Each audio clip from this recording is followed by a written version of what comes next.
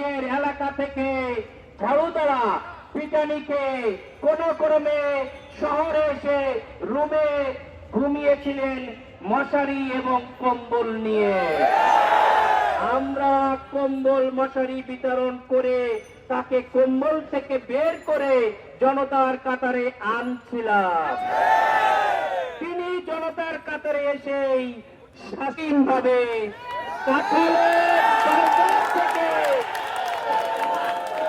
শাশুড়ির আচরণ থেকে যিনি সেই বিদ্যা নিয়েছেন, আবার করে নতুন করে শাশুড়ির সঙ্গীত গাওয়া শুরু করেছে।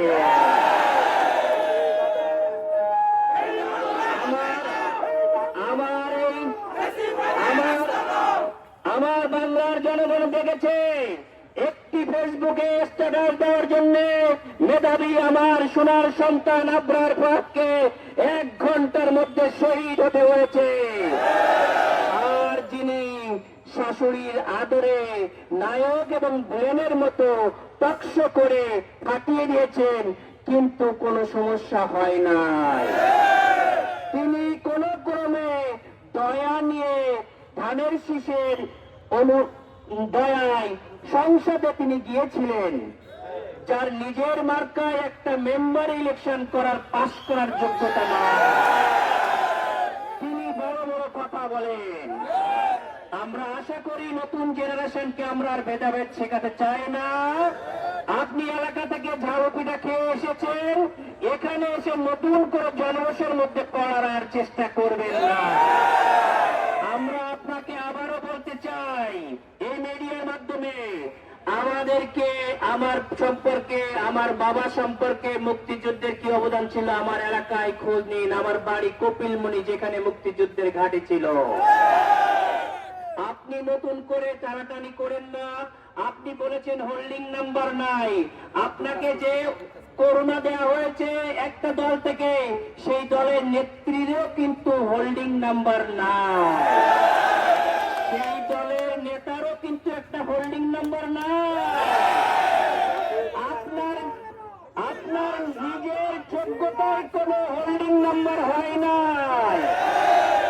আপনার বাবা কিছু করে গিয়েছিল, কিন্তু বাবাও কিভাবে করেছে জনগণ এখন সবই জানে।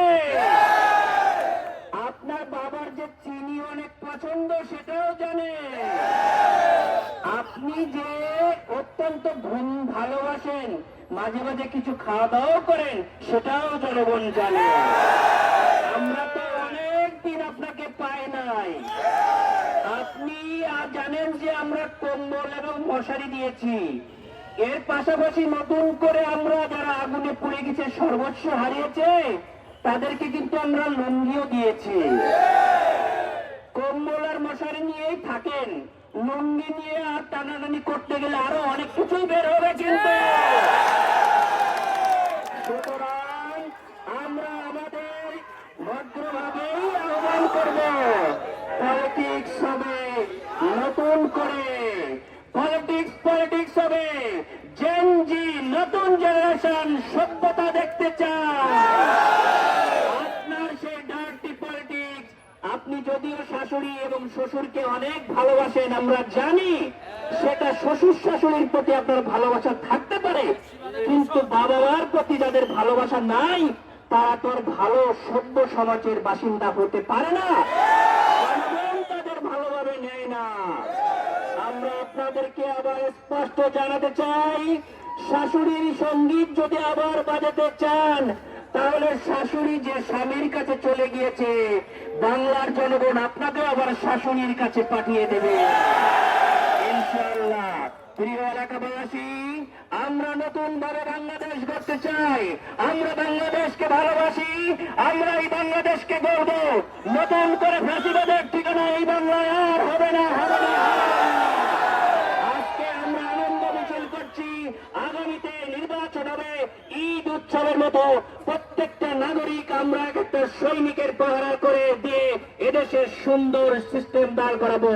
প্রধান উপদেষ্টা যে কথা বলেছেন, নির্বাচন হবে 5 বছরের জন্য, কিন্তু গণভোট হবে 100 বছরের জন্য।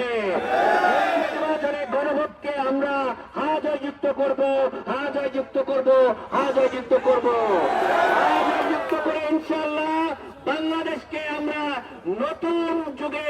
সূচনা করব ইনশাআল্লাহ। এই নতুন যুগের নতুন নেতৃত্ব হবে বাংলাদেশ জামায়াত ইসলামীর আমির ডাক্তার শফিকুর রহমানের নেতৃত্বে ইনশাআল্লাহ। আগামী নেতৃত্ব আগামী প্রধানমন্ত্রী ডাক্তার শফিকুর রহমান, যিনি বাংলাদেশকে পেরিয়ে উপমহাদেশ ছাড়িয়ে বিশ্বের বুকে মানবিক নেতা হিসেবে নিজেকে প্রতিষ্ঠিত করেছে।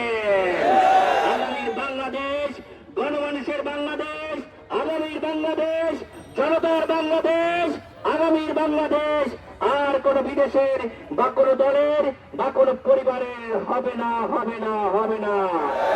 আমরা এখন আমাদের র্যালি নিয়ে আমরা এখান থেকে বের হবো। আমাদের সদস্য সচিব যেভাবে ঘোষণা দেবে আমরা